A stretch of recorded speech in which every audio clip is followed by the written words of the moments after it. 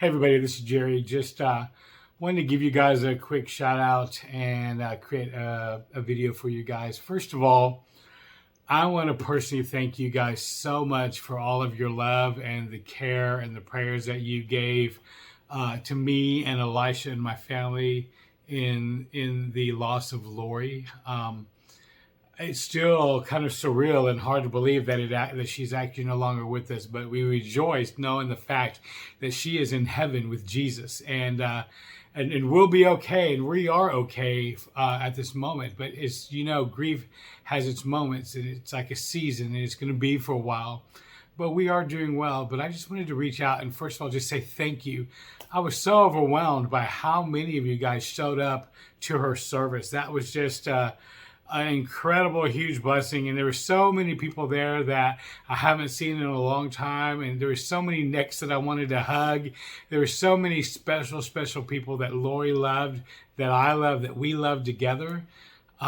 People that we've known for 20 plus years. And so it was just so good to see you guys there. And I just wanted to create a little video and say thank you. And try to give you a current update with what's going on in the Ramos household. So, Lori's with Jesus, and we're very thankful that she's no longer suffering, that she's no longer in pain. Elisha and I are just hanging out with my mother-in-law. I'm now primary caregiver for my mother-in-law. My son, I'm now cook, cleaner, and bill payer for everything in the house. And it's coming with its challenges, but I'm blessed that I get to do it. I get to serve my mother-in-law. I get to serve Elisha. I get to be responsible and just to see them both cared for and cared for well. And I wouldn't have been able to make it or be as good as I am if it wasn't for the people that I surrounded myself with. So many of you guys have been so giving, and so many of you guys have been so kind.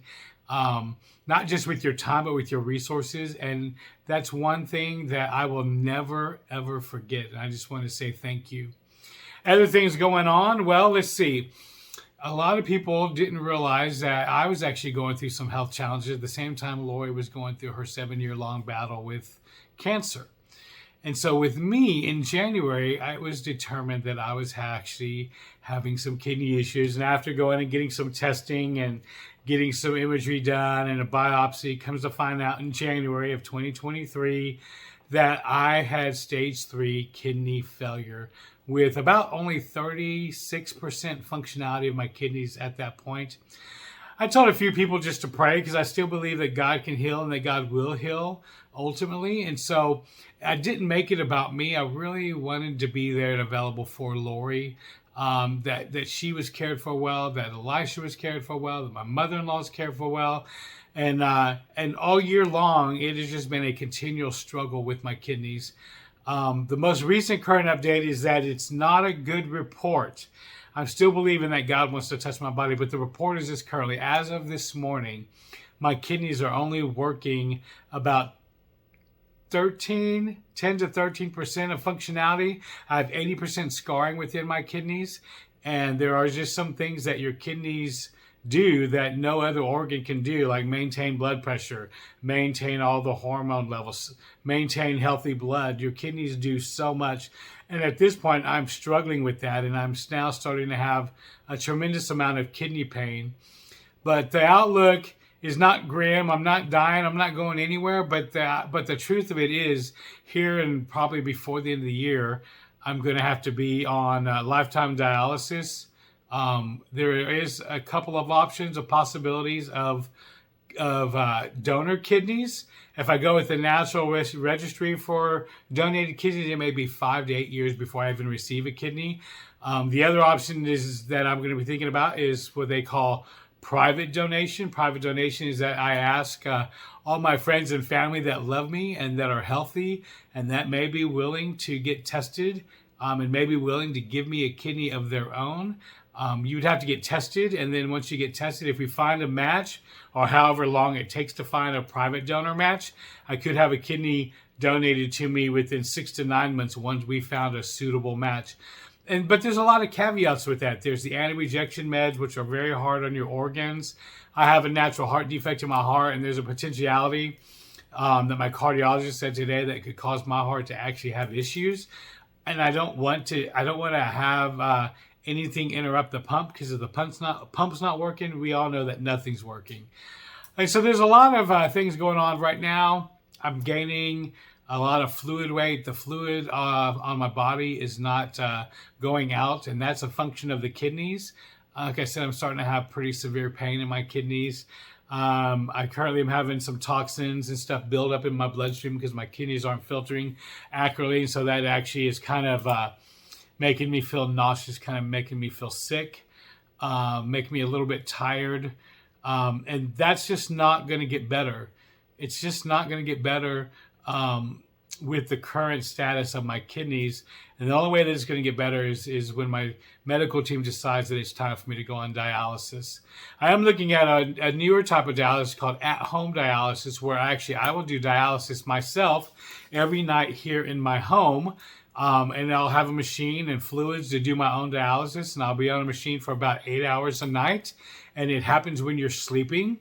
And then and I will have a high rate of productivity in life. A lot of the secondary issues that I'm having now because of what the kidney is not doing, those will go away. And so I do have options there.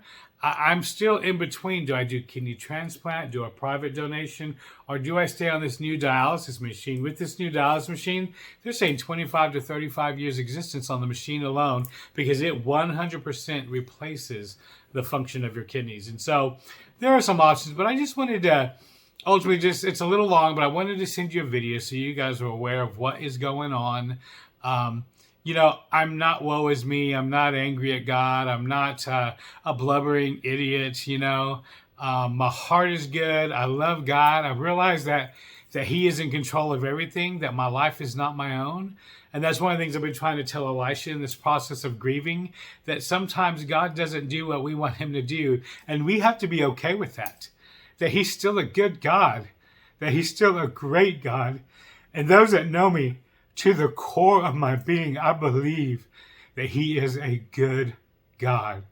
I'm not scared of my current status or situation because I know my eternity, but I definitely don't want to expire before my due date. And so I'm going to do everything I can do at this point to stay healthy and be healthy and do healthy things. Dialysis every day is going to be a new part of what I do on a day-to-day basis, like taking a shower and brushing my teeth and getting dressed every day. Dialysis will become a part of that. But I'm not going to be a slave to kidney failure. I'm not going to be a slave to a sickness, because God has given me victory on the cross already. He's already entitled me and promised me healing, whether it's here physically on this earth and He performs a miracle, or one day way, way, way down the road that He takes me to glory. Either way it goes, it's all a victory. And that's one thing that Lori said to me before she passed. She says, babe, if God heals me miraculously, that's a victory. And then she also said, but if He takes me to glory, that's a victory too. And that is no pure, simple truth than that fact. But anyways, I just wanted to give you guys a quick video. I love you guys. I hope you're well. If you haven't felt I've not reached out well, I apologize. But it has been nonstop. It has been like drinking out of the end of a fire hose. And I believe that God is doing something new. I believe He's doing something new in me. I believe that I'm getting ready to see an expansion of ministry like I've never seen it before. I mean, you can't go through as much warfare as I've gone coming out of occultism, coming through being blind in 2021, and then getting 20/20 vision, and then going through my wife's cancer journey, and then going through the kidney stuff. If this has not been a storm, I don't know what is, but I know that on the other side of the storm, that God has something significant for me. And I believe we're coming into days when my voice becomes more relevant than ever before. And it's not that I've got something new to say, but I've got something specific to say about the love of God and who He is, and about the war that's coming, and about how do we as the beloved partner together with God to advance the kingdom, to care for each other, to build kingdom community like we've never built it before.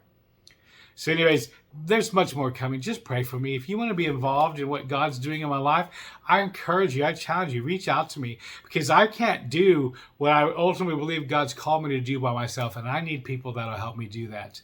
I'm looking for speaking engagements. I'm looking for opportunities to do men's conferences, men's breakfasts. It doesn't matter. If you want to get 5-10 people in your living room and you guys want to talk about the goodness of God, and I come give you stories and share in my life about what God's done to me, and be able to speak to the things in your life, man, that would make me so excited and so blessed to be able to have those opportunities. Anyway, this is long enough. I love you guys. I hope you're well. I hope you're blessed. You know, one of the things that you guys know that I always say is that you got to push, drag, crawl, do something to connect with Jesus, because there is nothing better.